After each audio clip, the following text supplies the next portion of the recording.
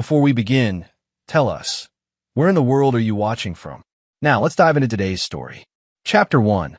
The Foundation. Marshall Ramsey stood in his study, examining the quarterly reports from his construction company. 20 years of backbreaking work had built Ramsey Construction into one of the most respected firms in Northern California. At 45, his hands still bore the calluses from his early days swinging hammers, though now those same hands signed million-dollar contracts. The military had taught him discipline, strategy, and most importantly, how to identify threats before they struck. 12 years as a Navy SEAL had honed instincts that served him well in business and life. His wife Tricia often joked that he approached their marriage like a military operation, always 3 steps ahead, always prepared. She had no idea how right she was. Marshall's phone buzzed with a text from his 12-year-old daughter Emma. "Dad, can you pick me up from Sarah's house?" Mom said she had to work late again. The 3rd time this week. Tricia's sudden dedication to her interior design career seemed to coincide with their daughter needing more rides, more help with homework, more of everything that Tricia used to handle effortlessly. As he drove through the affluent neighborhoods toward Emma's friend's house, Marshall reflected on his wife's recent changes. Tricia Carlson had been different when they met 15 years ago, ambitious but grounded, beautiful but not vain. She'd supported him through the grueling early years of building his business, even working as his bookkeeper when they couldn't afford proper staff. But success had changed her. The designer clothes, the expensive spa treatments, the constant need for validation from her wealthy friends. Marshall had provided everything she wanted, hoping it would bring back the woman he'd fallen in love with. Instead, it seemed to feed an insatiable hunger for more. Emma emerged from the house, her auburn hair catching the late afternoon sun. She had inherited her mother's beauty, but her father's steel-gray eyes and keen intelligence. At 12, she was already showing signs of a strategic thinking that ran in the Ramsey bloodline. "How was school, kiddo?" Marshall asked as she buckled her seatbelt. "Fine. Dad, can I ask you something?" "Always." Emma hesitated, unusually uncertain. "If someone was lying to you about something important, would you want to know?" Marshall's hands tightened imperceptibly on the steering wheel. "That depends on the situation, but generally yes. Truth is always better than comfortable lies, even if it would hurt. Especially then, pain from truth heals. Pain from living a lie just festers." Emma nodded thoughtfully and stared out the window for the rest of the drive. That evening, Marshall returned home to find Tricia in the kitchen, phone pressed to her ear, speaking in hushed tones. She quickly ended the call when she saw him. "Who was that?" he asked casually. "Just Jackie from the design firm. We're working on the Henderson project." Marshall knew Jackie Wall personally. She was married to one of his subcontractors. Jackie was direct, practical, and had never spoken to Tricia in hushed tones about anything. "How's the project coming along?" "Oh, you know how it is. Demanding clients, tight deadlines." Tricia avoided his eyes, busying herself with dinner preparations. Marshall watched his wife move around their kitchen, the kitchen he'd renovated himself as a surprise for their 10th anniversary. Every detail had been perfect, from the custom cabinets to the imported Italian marble countertops. He wanted to give her something beautiful, something that would make her smile every time she walked into the room. Now, she couldn't even look at him. Over dinner, Emma chatted about school while Tricia picked at her food, checking her phone frequently. Marshall made mental notes of every tell, every micro-expression, every deviation from normal behavior. The way she touched her neck when Emma mentioned her college fund. The slight flush when the conversation turned to weekend plans. After Emma went to bed, Marshall found Tricia in their bedroom, applying an expensive night cream he didn't remember buying. "Trish, we need to talk about Emma's college fund." Her hand froze for just a moment before continuing its circular motions. "What about it?" "The quarterly statement came today. I'd like to review it with you." "Why?" "You've never been interested in the details before." "Because our daughter's future is important to me. I want to make sure we're on track." Tricia set down the cream and turned to face him. "Marshall, you worry too much. I handle all our financial planning. Trust me." "Trust." The word hung in the air between them like a challenge. "I do trust you. he said carefully. That's why I know you won't mind if we look at it together. Fine. Tomorrow. I'm tired tonight. As Tricia settled into bed beside him, Marshall stared at the ceiling, his mind racing. The college fund contained $180,000, money he'd been methodically contributing to since Emma was born. If something had happened to it, he needed to know. But more than that, he needed to know why the woman beside him felt like a stranger. Chapter 2. Cracks in the Facade. The next morning brought answers Marshall wished he'd never sought. The college fund account showed a balance of $23,000. Over the past 8 months, systematic withdrawals had drained nearly everything, all authorized by Tricia's electronic signature. Marshall sat in his truck outside the bank, staring at the printed statements. Each withdrawal was dated and timed. He cross-referenced them with his calendar, his travel schedule, Emma's activities. A pattern emerged that made his blood run cold. Every withdrawal coincided with days when he was out of town on business. Days when Tricia claimed to be working late. Days when Emma needed rides to friends' houses because Mom had appointments. His phone rang. Glenn McBride, his business partner and oldest friend. Marsh, you sitting down? What is it, Glenn? I just got a call from Alex Riley. You know him, right? That real estate agent Tricia's been working with on the Henderson project. Marshall's grip tightened on the phone. What about him? He wants to meet with you. Says it's about a business opportunity, but something feels off. Guy seemed nervous as hell. Alex Riley. Marshall knew the name, but had never met the man.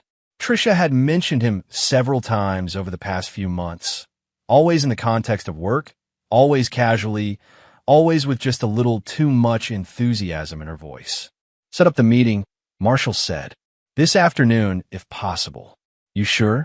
I got a weird vibe from this guy. I'm sure. Marshall spent the drive to his office planning his approach. In the military, intelligence gathering was about patience, observation, and letting the enemy reveal their weaknesses. Alex Riley was about to become an unwitting informant. The meeting took place at a downtown restaurant, neutral ground that Alex had suggested. Marshall arrived early, choosing a table that gave him clear sight lines and an unobstructed exit. Old habits died hard. Alex Riley was exactly what Marshall expected. Late 30s, perfectly styled hair, expensive suit that screamed successful but not quite wealthy. The kind of man who drove a leased BMW and lived in a trendy apartment he couldn't really afford. Mr. Ramsey, thanks for meeting with me. Alex's handshake was firm, but his palm was sweaty. I've heard great things about your company. From Tricia, a flicker of something, surprise, fear, crossed Alex's face. Among others, your reputation in the industry speaks for itself. They ordered drinks and made small talk about the local construction market. Alex was smooth, practiced, but Marshall detected the tells of a man under pressure. The way he touched his collar when lying. The slight delay before answering direct questions. The fake smile that never reached his eyes. So what's this business opportunity? Marshall asked. I have a client looking to develop a luxury housing project. 50 units, high-end finishes, beautiful location in the hills. The kind of project that could be very profitable for the right contractor. What's the budget? $12 million, give or take. Marshall leaned back in his chair. That's a significant project. Why not go with one of the bigger firms? Morrison Construction, Davies Brothers? The client specifically requested you. Said your attention to detail was exactly what they were looking for. And this client is... Alex hesitated. They prefer to remain anonymous until we have preliminary agreements in place. Marshall nodded as if this made perfect sense, while every instinct screamed that Alex was lying. No serious developer stayed anonymous at this stage. No real project worth $12 million started with vague meetings in restaurants. But he played along, asking technical questions, discussing timelines, watching Alex fumble through answers about engineering requirements and permit processes. The man knew just enough to sound credible to someone who didn't understand construction. I'll need to see the site, Marshall said finally. Of course. I can arrange that for early next week. As they prepared to leave, Marshall's phone buzzed with a text from Emma. Dad, Mom's working late again. Can you pick me up from Jessica's? Sorry, Marshall said to Alex. Parental duties call. No problem. I understand. Beautiful family, by the way. Trisha's show me pictures. The comment landed like a physical blow. Marshall kept his expression neutral, but inside, a cold fury began to build. She's shown you pictures? Just the one of your daughter's school play. Trisha was so proud. Said Emma wants to be an actress. Emma had never expressed any interest in acting. The school play Alex mentioned had been 2 years ago, and there was only one photo from that event, a picture that sat on Trisha's desk in their home office. Marshall drove toward Jessica's house, his mind racing. Alex Riley wasn't just some real estate agent Trisha worked with professionally. He'd been in their home. He'd seen personal photos. He knew details about their family that no business associate should know. Emma climbed into the truck with an unusually serious expression. Dad, we need to talk. What's wrong, kiddo? Remember what I asked yesterday? About whether you'd want to know if someone was lying to you. Marshall pulled over to the side of the road and turned to face his daughter. Emma, what's going on? She reached into her backpack and pulled out a small digital recorder, the kind she used for school projects. I've been recording things. Things I thought you should know about. What kind of things? Mom's phone calls. The ones she makes when she thinks I'm not listening. Emma's voice was steady, but her hands trembled slightly. Dad, she's been talking to a man named Alex. A lot. And it's not about work. Marshall felt the world shift beneath him. His 12-year-old daughter had been conducting surveillance on her own mother. Emma, why didn't you come to me sooner? I wasn't sure at first. I knew something was wrong, but I thought maybe I was imagining it. Then last week, I heard her tell him that she loved him. The words hit Marshall like a sniper's bullet, precise, devastating, final. But along with the pain came something else, pride. His daughter had the instincts of a natural intelligence operative. She'd identified a threat, gathered evidence, and reported her findings up the chain of command. Do you want to hear it? Emma asked quietly. Marshall looked at his daughter, really looked at her. She was 12 years old, but her eyes held an understanding far beyond her years. She'd already lost her innocence, already learned that the people you trust most could betray you without hesitation. Yes, he said. I want to hear it. Chapter 3. Intelligence Gathered. That evening, after Trisha left for another late client meeting, Marshall and Emma sat in his study with the door locked. The digital recorder sat on his desk like a piece of evidence in a court case. Emma had been methodical in her surveillance. Over 3 weeks, she'd recorded 17 phone conversations, 12 text message readings, and 4 in-person conversations she'd overheard from her bedroom. The first recording was devastating enough. Alex, I can't keep doing this. Marshall's getting suspicious. Baby, we talked about this. You said you were ready to leave him. I am, but it's complicated. There's Emma to think about and the business. The money will cover everything. We can start fresh in Colorado. I already found us a place. Marshall paused the recording. Colorado. Emma nodded grimly. There's more. The subsequent recordings painted a picture of systematic deception that went far beyond simple adultery. Trisha and Alex had been planning to drain the college fund completely, sell Emma's trust fund bonds, which required Marshall's signature, and disappear together. But the most damning recording came from just 3 days ago. Marshall will never sign the trust fund papers willingly. So we make him. You know his weaknesses. The man would do anything for Emma. What are you suggesting? Nothing dramatic. Just leverage. A little accident, maybe. Something that makes him realize how dangerous his line of work can be. Marshall stopped the recording, his hands clenched into fists. They weren't just planning to steal from him. They were discussing ways to threaten Emma's safety to manipulate him. Dad! Emma's voice was small. Are you okay? Marshall looked at his daughter, seeing not the child he'd been protecting, but a young woman who'd already proven herself more loyal and brave than her own mother. Emma, I need you to listen carefully. What you've done here, the recording, the investigation, it took real courage. But I need you to promise me something. Anything. From now on, this stays between us. No one else can know about these recordings. Not your mother, not your friends, nobody. Can you do that? Yes, sir. The military response came naturally to her, and Marshall felt a surge of pride mixed with sadness. His daughter shouldn't have to be a soldier in a war she didn't start. There's something else, Emma said hesitantly. I saw Mom packing a suitcase yesterday. She hid it in the back of her closet, behind her winter coats. Marshall's mind immediately shifted into tactical mode. Trisha was preparing to run, which meant the timeline had accelerated. Whatever they were planning, it was imminent. Emma, I need you to act completely normal around your mother. Can you do that? No matter what happens over the next few weeks, I need you to pretend everything is fine. What are you going to do? Marshall considered his words carefully. Emma deserved honesty, but she was still 12 years old. I'm going to handle this situation. But first, I need to make sure you're safe. That night, after Emma went to bed, Marshall made 3 phone calls. The first was to his brother Omar Graves, a private investigator who specialized in corporate security. Omar had followed Marshall into the military, but stayed stateside, eventually parlaying his skills into a successful investigation business. I need a full background check on Alex Riley, real estate agent, downtown office. And I need surveillance on my wife.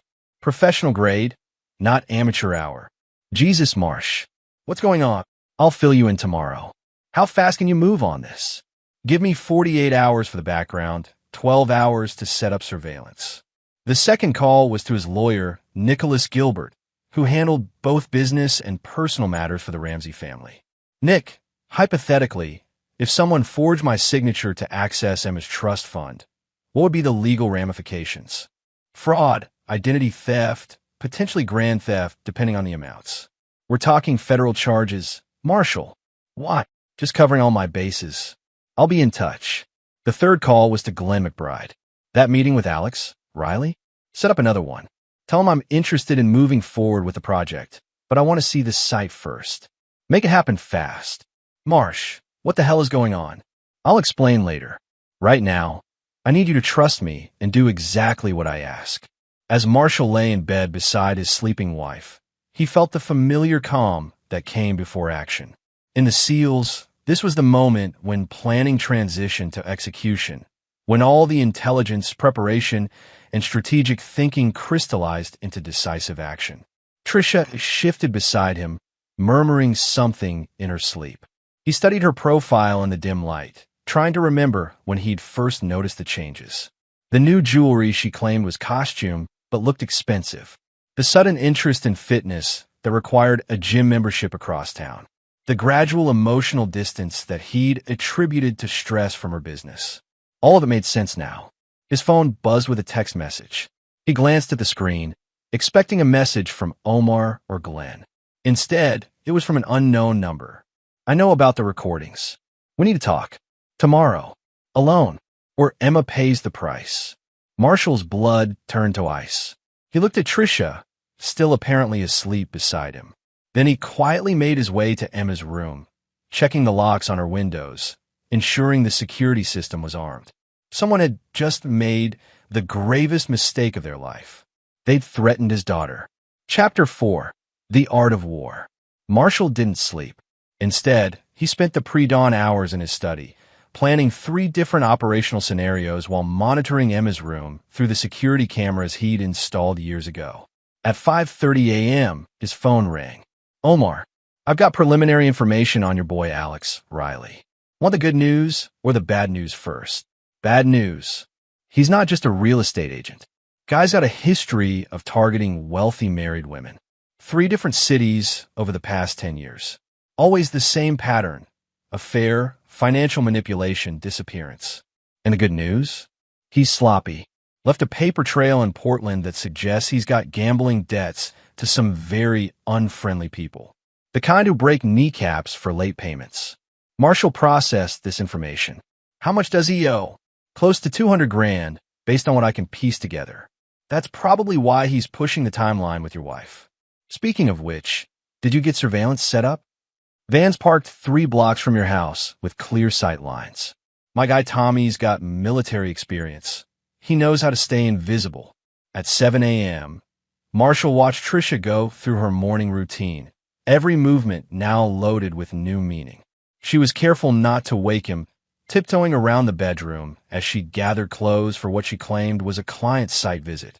Emma appeared in the kitchen just as Trisha was leaving. Mom, can you drive me to school today? Emma asked innocently.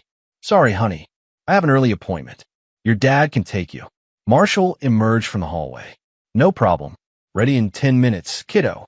Trisha kissed his cheek, a gesture that felt like a betrayal in itself, and headed for the garage. Marshall waited until he heard her car pull away before turning to Emma. Did you get the text I forwarded you last night? Emma nodded grimly. She'd already proven herself capable of handling adult situations, and Marshall had decided to treat her as the operational asset she'd become. I want you to stay with your Uncle Omar today. Colin's sick to school. Dad, I'm not running away from this. You're not running. You're being strategically repositioned while I handle the immediate threat. He handed her a prepaid cell phone. This is for emergencies only. If anything happens, you call this number. He showed her Omar's contact information. If Omar doesn't answer, you call 911. What about you? I'm going to have a conversation with Alex Riley. 20 minutes later, Marshall dropped Emma at Omar's downtown office, a converted warehouse that served as headquarters for Graves investigations. Omar met them at the entrance, his familiar bulk reassuring in the morning light. She's safer here than anywhere else, Omar said, reading Marshall's expression. Tommy's watching the house, Jake's on your wife, and I got 2 guys ready to move if things go sideways. Marshall clasped his brother's shoulder. Thanks. Just don't do anything that'll put you in prison. Emma needs at least one parent who's not a sociopath. At 10 a.m., Marshall walked into Alex Riley's downtown office, a glass-fronted space in a trendy complex that screamed expensive but not profitable. The receptionist, a young woman with perfect teeth and dead eyes, directed him to Alex's private office. Alex was on the phone when Marshall entered, gesturing dramatically while discussing market projections and investment opportunities. He motioned for Marshall to sit while he finished the call. Marshall remained standing. When Alex finally hung up, his smile was as fake as everything else about him. Marshall, great to see you again. Ready to look at that development site? Actually, I want to discuss something else first. Marshall placed a printed screenshot of a text message on the desk. This came from your phone last night. Alex's face went pale as he read his own thread about Emma. I don't know what this is. It's a text message you sent to my phone at 11:47 p.m., threatening my daughter's safety if I didn't meet with you alone. Marshall, I think there's been some kind of misunderstanding. The only misunderstanding is that you thought you could threaten my family and walk away from it. Marshall's voice remained calm, conversational. See, Alex, I know about the affair. I know about the college fund. I know about your gambling debts and your history of targeting wealthy women. Alex stood abruptly, moving toward the door. Marshall's hand shot out, gripping Alex's wrist with just enough pressure to make his point clear. Sit down. Alex sat.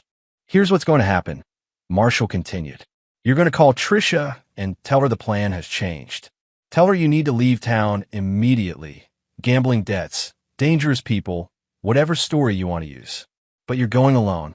And if I don't, Marshall smiled for the first time since entering the office. It wasn't a pleasant expression. Alex, I spent 12 years as a Navy SEAL.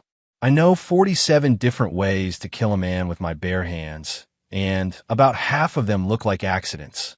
Alex's breathing became shallow. You're threatening me. No, I'm explaining your options. Option 1. You disappear from my family's life permanently, and I let you deal with your gambling debts however you see fit. Option 2. I make sure your creditors know exactly where to find you, along with detailed information about your financial situation and current location. You can't. Option 3. Marshall continued as if Alex hadn't spoken, is that I decide you're an ongoing threat to my daughter's safety, and I handle threats permanently. The color drained completely from Alex's face. What's it going to be? Alex's hands shook as he reached for his phone. I'll call her. I'll tell her I have to leave. Speakerphone. Alex dialed Trisha's number with trembling fingers. Marshall listened as his wife's voice filled the office, full of concern and affection for the man who'd helped her betray their family. Alex, what's wrong? You sound upset.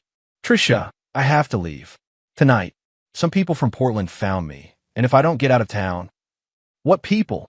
Alex, you're scaring me. The ones I owe money to. They're not the kind of people who negotiate. There was a long pause. What about our plans? What about Colorado? I can't take you with me. It's too dangerous. Maybe in a few months, when things cool down. Marshall could hear Tricia crying through the phone. The sound should have moved him. This was still the woman he'd loved for 15 years. Instead, he felt only cold satisfaction. "I love you," Tricia whispered.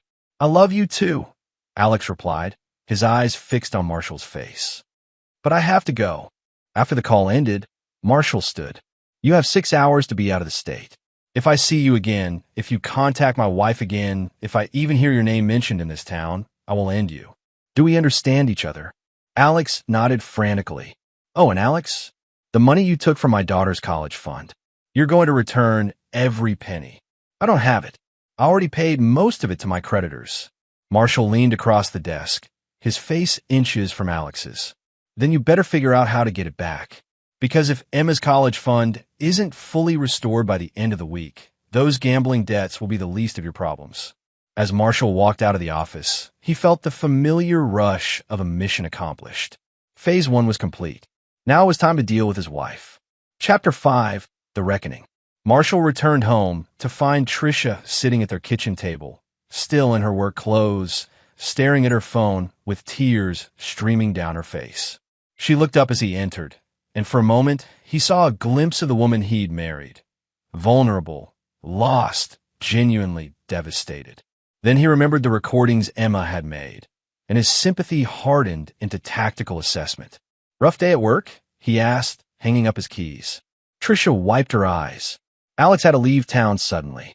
Some kind of family emergency. The lie came so easily that Marshall wondered how many others he'd missed over the years.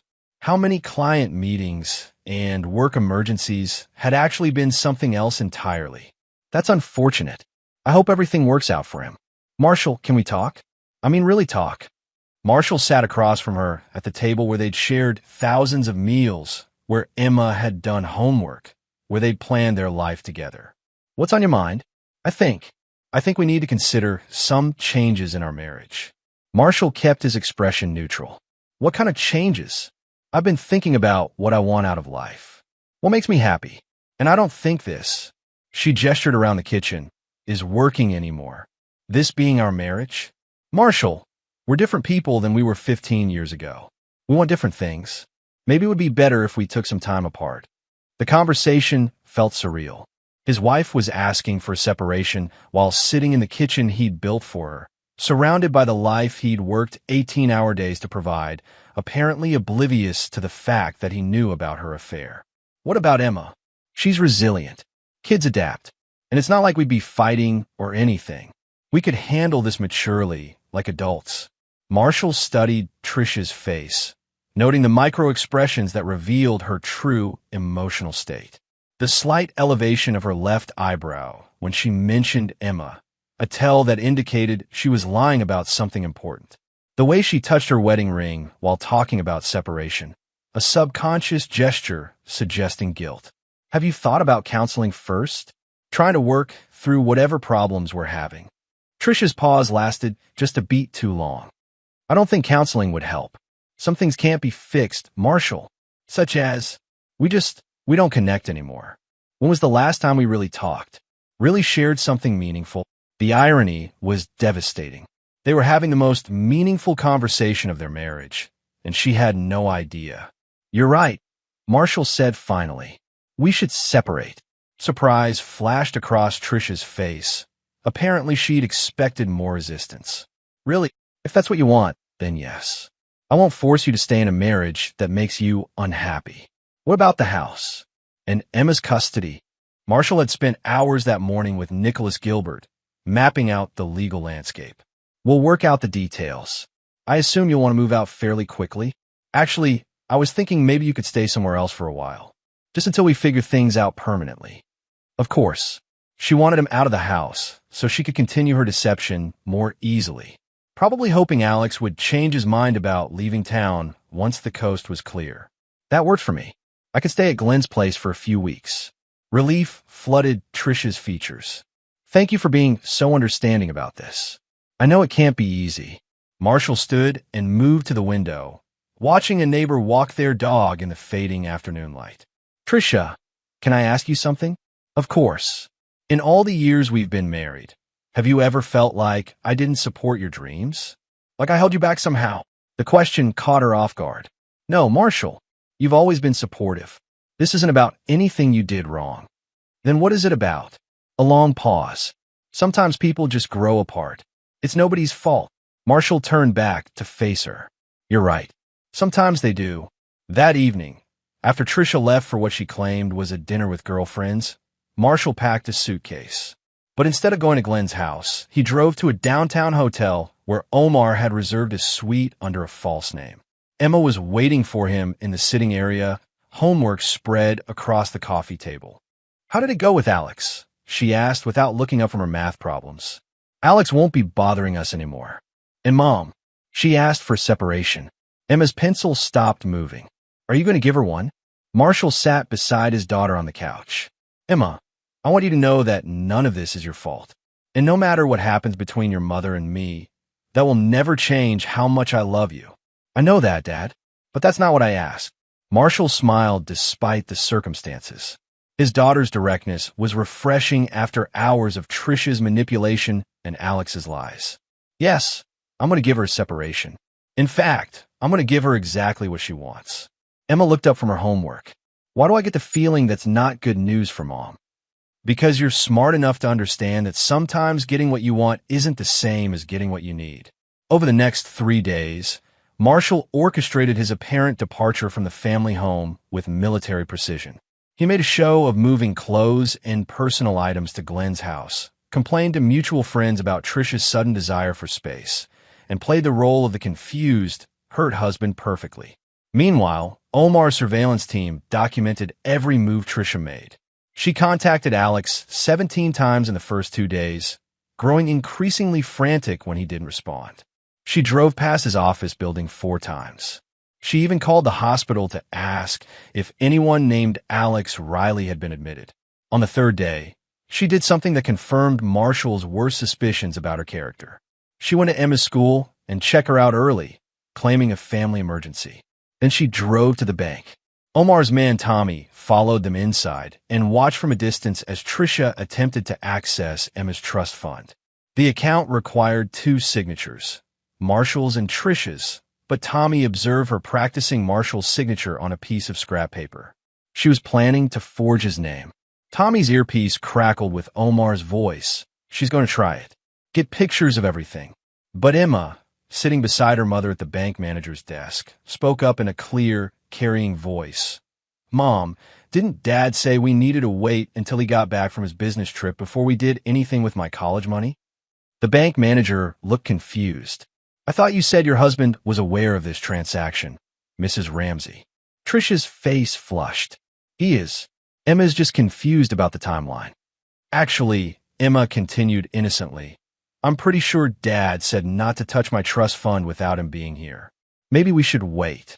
The bank manager was now clearly uncomfortable. Mrs. Ramsey, given the amount involved and the requirement for dual signatures, I think it would be best if your husband were present for this transaction. Trisha gathered her purse with barely controlled frustration. Fine. We'll come back when he's available. As they left the bank, Tommy captured audio of Trisha angrily scolding Emma in the parking lot. Why did you say that? I'm your mother. You're supposed to trust me. Emma's response was barely audible, but devastating. Maybe if you told the truth more often, it would be easier to trust you. That evening, Marshall received Omar's full report along with photos and audio recordings. His 12-year-old daughter had single-handedly prevented a felony from being committed, while simultaneously exposing her mother's true intentions for the world to see. As he reviewed the evidence, Marshall felt a cold satisfaction settle in his chest. Trisha had made her choice. She'd chosen betrayal over loyalty, deception over honesty, selfishness over family. Now, she was going to learn the price of that choice. It was time for Phase 2. Chapter 6. The Trap is Set. Marshall spent the weekend at Omar's warehouse, planning the next phase of his operation with the precision of a military campaign. The space served as an informal war room, with surveillance photos, financial documents, and legal papers spread across a large conference table. She's getting desperate. Omar reported, pointing to time-stamped photographs. Since Alex disappeared, she's been driving past his apartment complex twice a day. Yesterday, she tried to get his forwarding address from the building manager. What about the college fund? According to Nick Gilbert, she's called the bank 3 times asking about expediting the signature process for Emma's account. They keep telling her both parents need to be present. Marshall studied a photograph of Tricia sitting in her car outside Alex's apartment building. Phone pressed to her ear with an expression of barely controlled panic. She's going to make a mistake soon. Desperate people always do. Emma looked up from her laptop, where she'd been working on what appeared to be homework, but was actually helping Omar compile a digital dossier on Alex Riley's previous victims. Dad, I found something interesting. She turned the screen toward him. Alex Riley isn't his real name. His birth name is Alexander Reed. And look at this. She pulled up a newspaper article from Portland. 2 years ago, a woman named Susan Martinez accused him of stealing $50,000 from her late husband's estate. The charges were dropped when she suddenly stopped cooperating with police. Probably paid her off or threatened her, Omar muttered. Or both, Marshall added. What else did you find? Emma navigated to another browser tab. 6 months before that, he was involved in a civil suit with Rebecca Chun in Seattle. Same pattern. Older, wealthy woman, mysterious financial losses. Case dismissed when the plaintiff withdrew her complaint. Marshall felt a surge of pride watching his daughter work.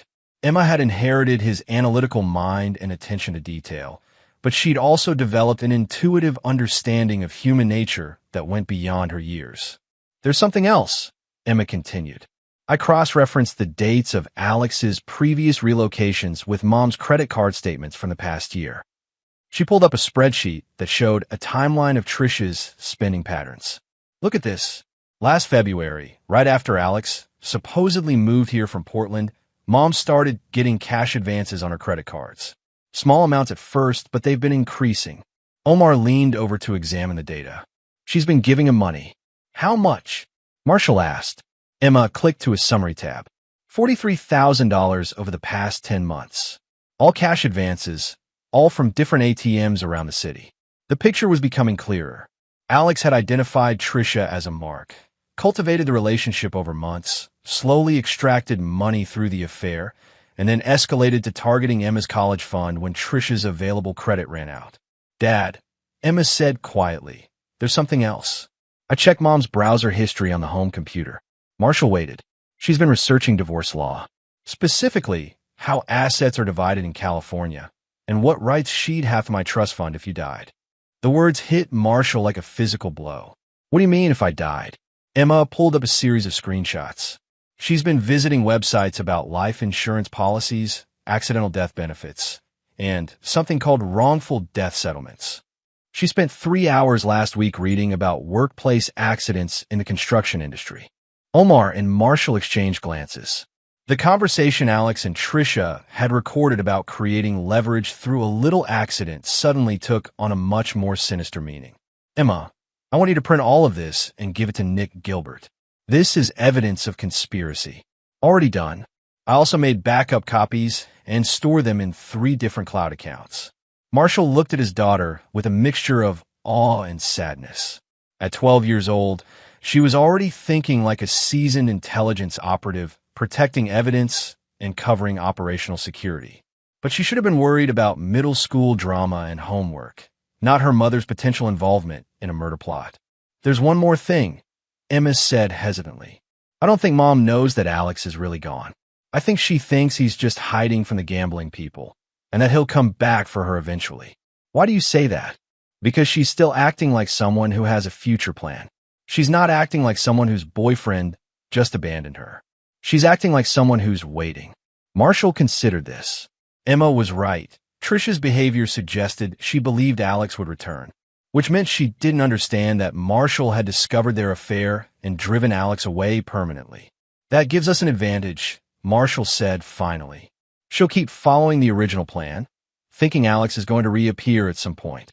What was the original plan? Omar asked. Marshall pulled out transcripts of the phone conversations Emma had recorded. Based on the recordings, they were planning to drain Emma's trust fund, stage some kind of accident that would make me more cooperative, and then disappear together to Colorado. Jesus. And she thinks this is still happening. As far as she knows, Alex just had to leave town temporarily because of gambling debts. She's probably expecting him to contact her any day with new instructions. Emma closed her laptop. So what do we do? Marshall stood and walked to the window overlooking the city.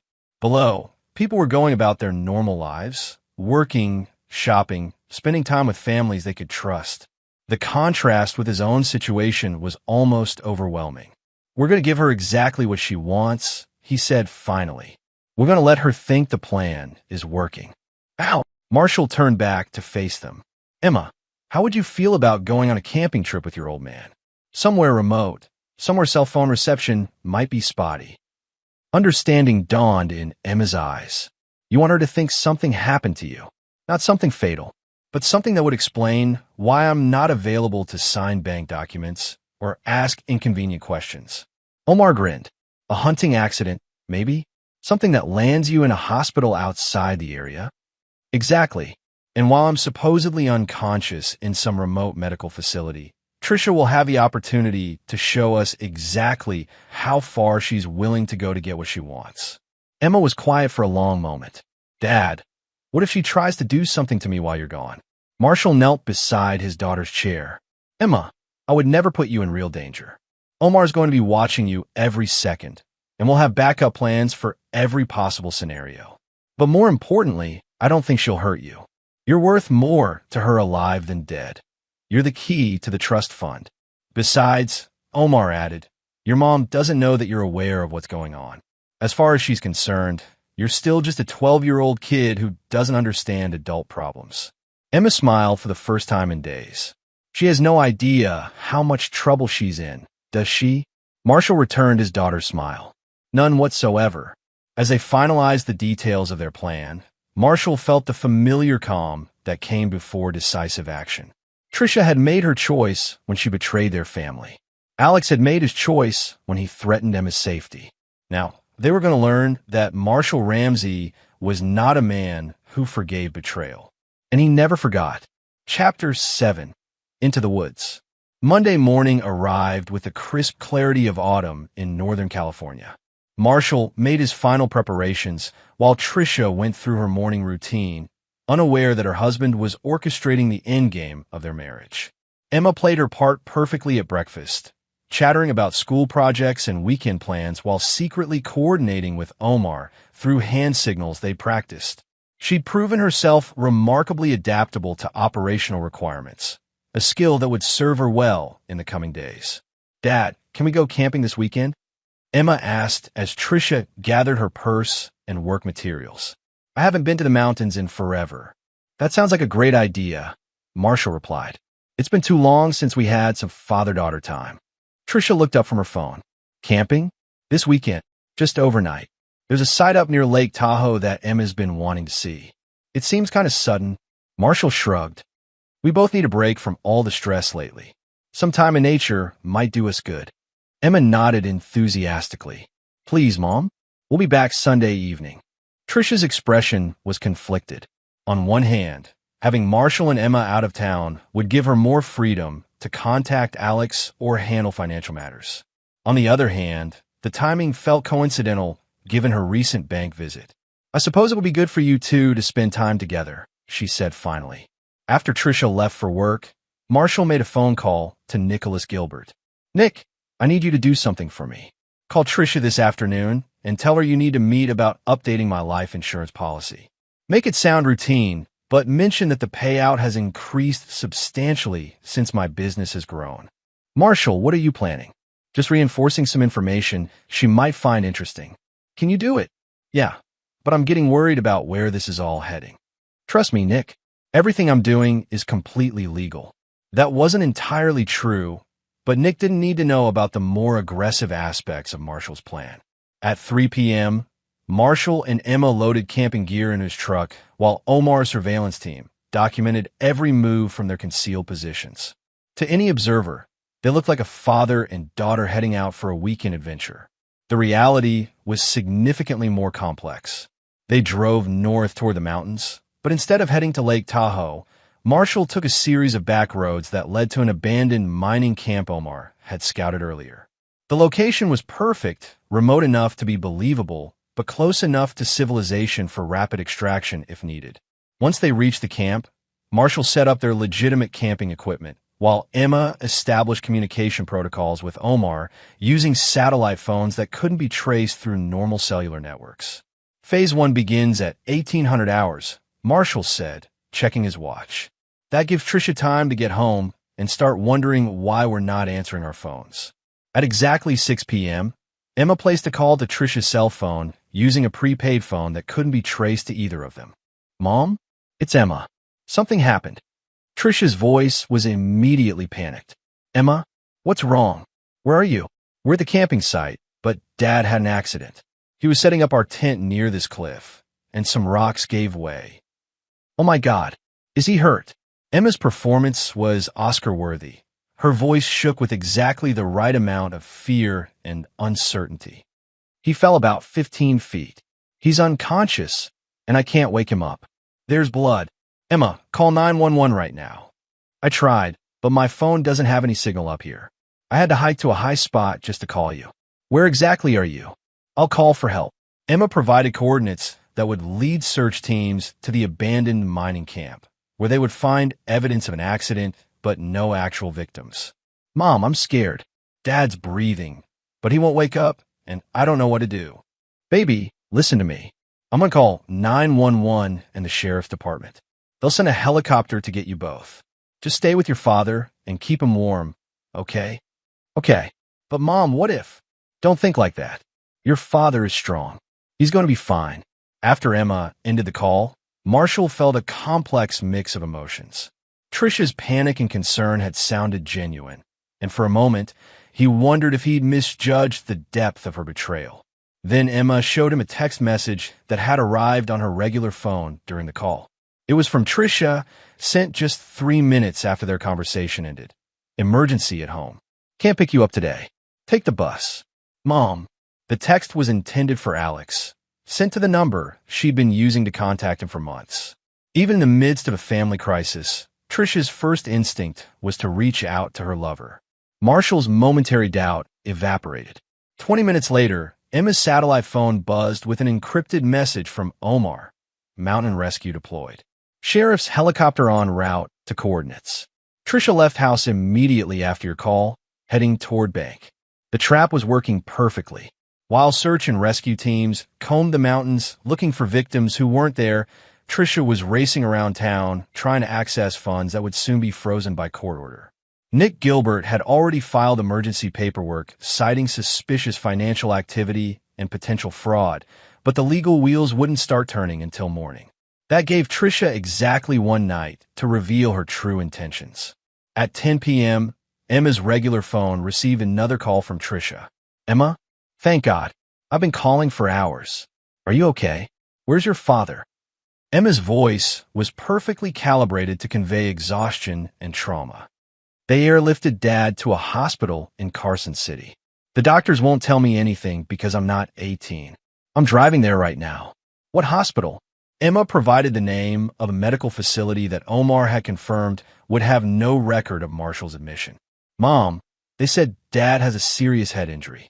They don't know when he'll wake up." "Oh, baby, I'm so sorry. This is all my fault for letting you go on this trip." "It's not your fault, Mom.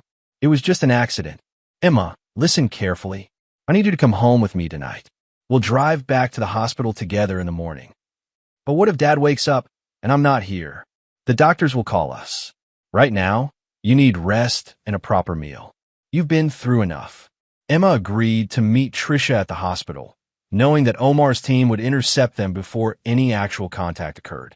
But the conversation had provided crucial intelligence about Trisha's state of mind. She wasn't rushing to her husband's bedside out of love and concern. She was consolidating assets and preparing for the next phase of her plan. As Marshall and Emma settled into their remote camp for the night, both of them listening to regular updates from Omar's surveillance team, Marshall reflected on how completely his life had changed in just 1 week. 7 days ago, he'd been a successful businessman with a loving family and a bright future. Tonight, he was a man hiding in the wilderness, gathering evidence of his wife's betrayal while his 12-year-old daughter demonstrated tactical skills that would impress seasoned operators.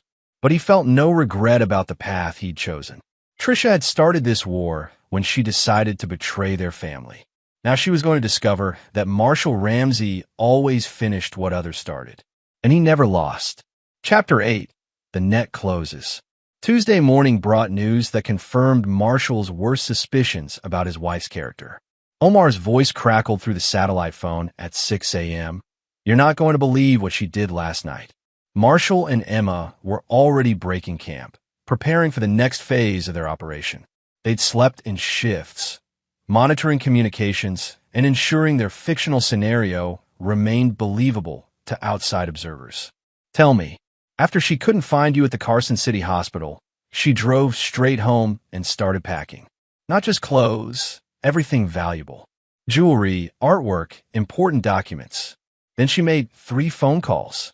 Marshall felt his jaw tighten. To who? First call was to a storage facility, reserving a unit under a false name. Second call was to that lawyer Jackie Wall recommended last month, the one who specializes in emergency asset protection. Third call. Omar paused. Third call was to a private medical transport service, asking about the cost of moving an unconscious patient from Carson City to a more specialized facility. Emma looked up from her satellite phone, where she'd been monitoring news reports about the search and rescue operation. "She's planning to move Dad somewhere she can control access to him." "That's not the worst part," Omar continued. After the phone calls, she drove to 3 different ATMs and maxed out cash advances on every credit card she has access to. Then she went to that 24-hour check cashing place on 5th Street. Marshall's blood ran cold. What was she cashing? That's what Tommy's trying to figure out. But based on the amount of time she spent inside, it wasn't just one check. The implications were staggering. In the span of 12 hours, Trisha had gone from concerned wife to someone systematically liquidating assets and making arrangements to potentially move her unconscious husband to a location where she could control medical decisions. "Omar, I need you to contact Nick Gilbert immediately. Tell him to file for emergency conservatorship and to freeze all joint accounts. Do it now before the banks open." Already on it. Nick's been at his office since 5 a.m. preparing paperwork. Emma finished packing her gear and looked at her father with an expression far too mature for her 12 years. "Dad, she's not planning to wait for you to wake up, is she?" Marshall considered sugarcoating the truth, but Emma had already proven herself capable of handling adult realities. "No, kiddo, I don't think she is." The satellite phone buzzed with an incoming text from Omar. "Mountain Rescue officially called off search at dawn. Presuming you fell into river, bodies swept downstream. Local news picking up story." Perfect. The fictional accident was now public record, which meant Trisha would have legal justification for any emergency financial decisions she might make. She probably thought she had a narrow window of opportunity before Marshall's body was recovered and death certificates were issued. She had no idea that window was actually a trap. At 9 a.m., Marshall and Emma were hidden in the back of Omar's surveillance van, watching live video feeds from cameras positioned around their house. They watched Trisha return home with 2 men Marshall didn't recognize, both wearing cheap suits and carrying briefcases. "Who are they?" Emma asked. Omar consulted his tablet. "Guy on the left is David Chun, private lawyer who specializes in questionable estate planning. Guy on the right is Marcus Webb, insurance adjuster who's been suspended twice for fraudulent claims processing." Marshall felt his anger crystallize into something cold and sharp. Trisha hadn't just betrayed their marriage. She'd assembled a team of professionals to help her steal Emma's inheritance. They watched as Trisha led the 2 men into Marshall's home office, where they began photographing documents and organizing papers into different stacks. One stack appeared to be insurance policies. Another looked like bank statements and investment records. The third stack was Emma's trust fund documentation. "Dad," Emma said quietly, "are we going to let them take everything?" Marshall's smile was predatory. "Emma, do you remember the first rule of military strategy? Know your enemy better than they know themselves. And the second rule? Never interrupt your enemy when they're making a mistake. Emma grinned. So we're going to let them think they're winning? We're going to let them hang themselves with their own rope. Over the next 6 hours, Omar's surveillance team documented every illegal action taken by Tricia and her associates. They recorded conversations about forging Marshall's signature on insurance documents. They photographed Chun helping Tricia practice Marshall's handwriting. They captured Webb on audio explaining how to maximize payouts from accidental death policies. Most damning of all, they recorded Tricia's phone call to the medical transport service. I need to arrange immediate transfer of a patient from Carson City General to a private facility. The patient is unconscious, and I have medical power of attorney. She was planning to have Marshall moved to a location where she could control access to him, potentially until she'd completed her financial manipulations. At 3 p.m., the trap was sprung.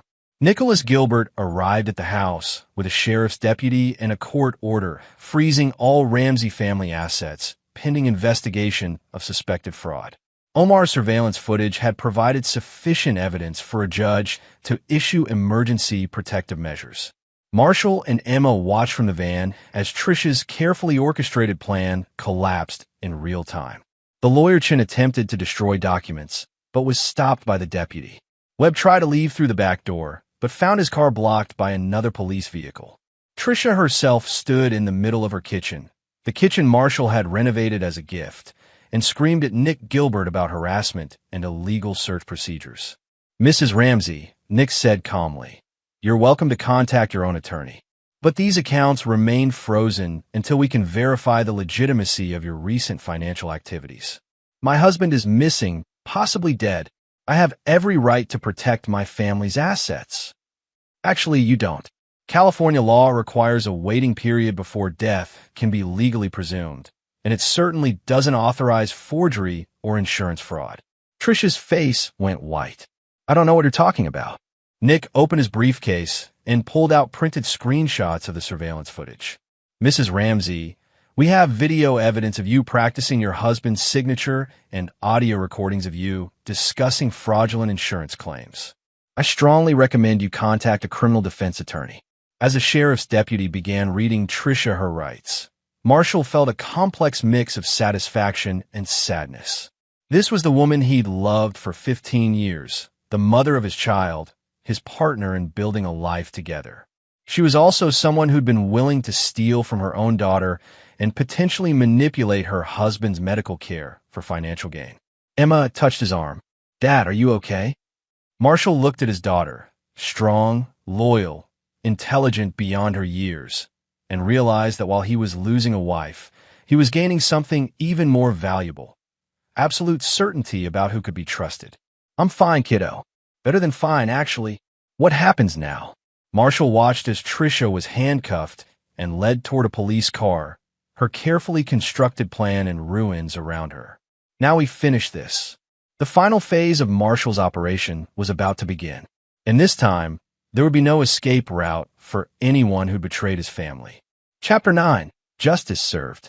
3 weeks later, Marshall sat in Nicholas Gilbert's office reviewing the final documents that would reshape his family's future. Emma was beside him, no longer the innocent 12-year-old who discovered her mother's betrayal, but a young woman who'd proven herself worthy of his complete trust. "The criminal charges are solid," Nick reported. "Fraud, forgery, attempted grand theft, conspiracy to commit insurance fraud. With the evidence Omar collected, Tricia's looking at minimum 5 years, possibly 8 if they can prove the medical transport scheme was intended to facilitate harm." Marshall nodded without emotion. "And the divorce?" "Expedited due to criminal activity. California has provisions for accelerated proceedings when one spouse commits felonies against the family unit. She gets nothing.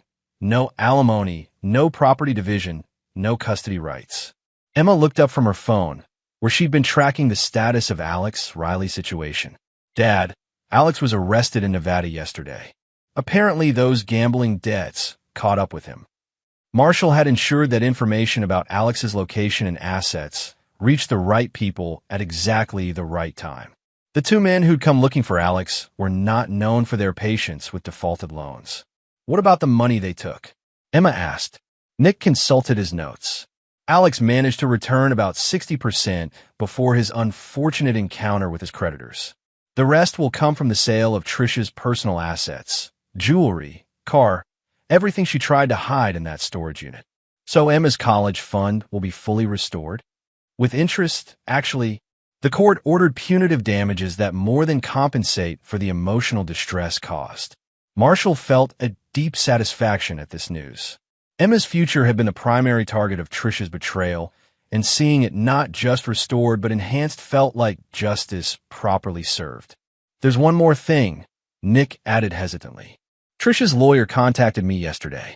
She wants to meet with you. Something about making amends. Absolutely not, Emma said before Marshall could respond. She had her chance to make amends.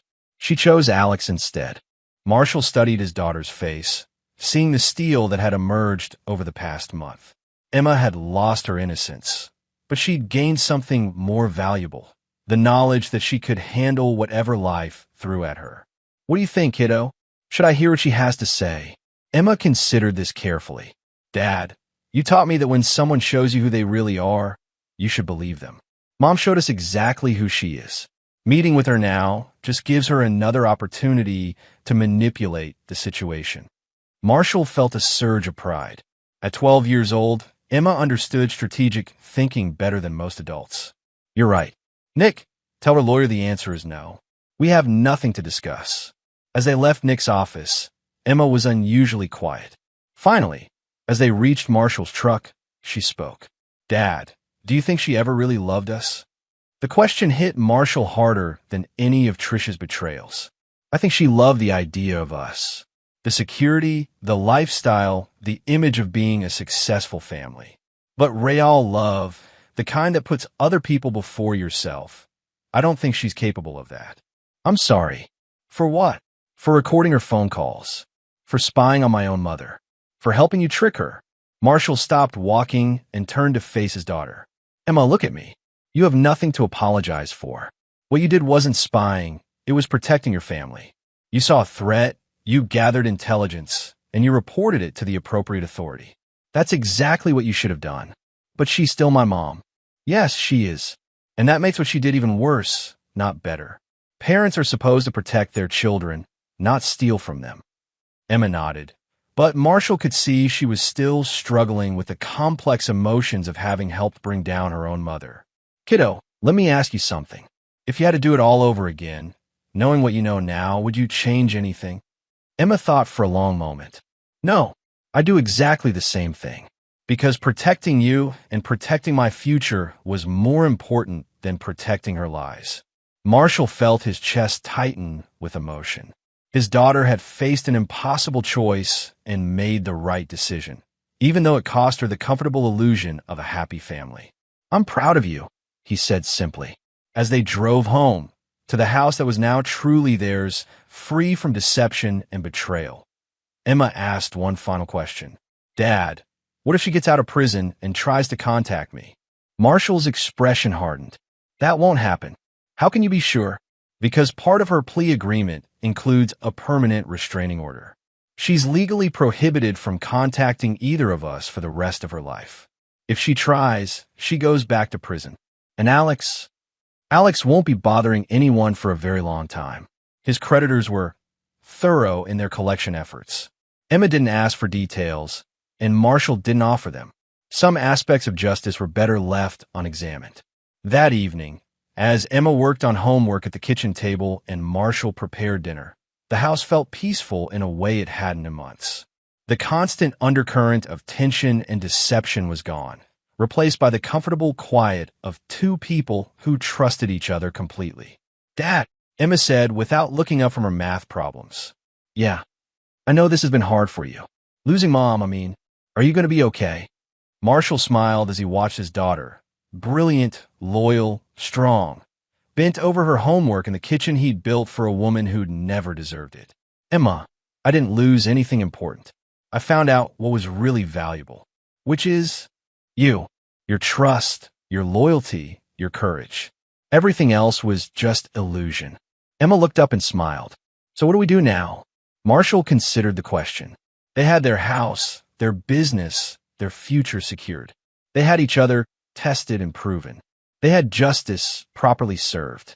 Most importantly, they had the knowledge that they'd faced betrayal and emerged stronger. Now we live our lives, Marshall said. We build something real, something honest, something that can't be destroyed by other people's selfishness. Just the two of us. For now. But Emma, someday you'll find people worthy of your trust. Real friends, maybe even someone special. And when you do, you'll know how to recognize the difference between genuine loyalty and pretty lies. Emma nodded and returned to her homework. Marshall finished preparing dinner, feeling a contentment he hadn't experienced in years. Outside, night was falling on Northern California. Somewhere, Tricia was beginning her prison sentence, learning the hard way that actions have consequences. Somewhere else, Alex was discovering that betraying the wrong person could have permanent ramifications. But in the kitchen of the house Marshall had built with his own hands, father and daughter shared a quiet meal, secure in the knowledge that they protected what truly mattered. Some betrayals destroyed families. This one had forged something unbreakable. Marshall Ramsey had taught his enemies the most important lesson of his military career. Never underestimate a man protecting his family. And never forget that some battles end only when the enemy can never fight again. The war was over. Marshall had won. And there you have it. Another story comes to an end. What did you think? I'd love to hear your thoughts in the comments below. If you enjoy this story, consider joining our community by subscribing. It means the world to us. For more stories like this one, check out the recommended videos on screen. And I'll see you there.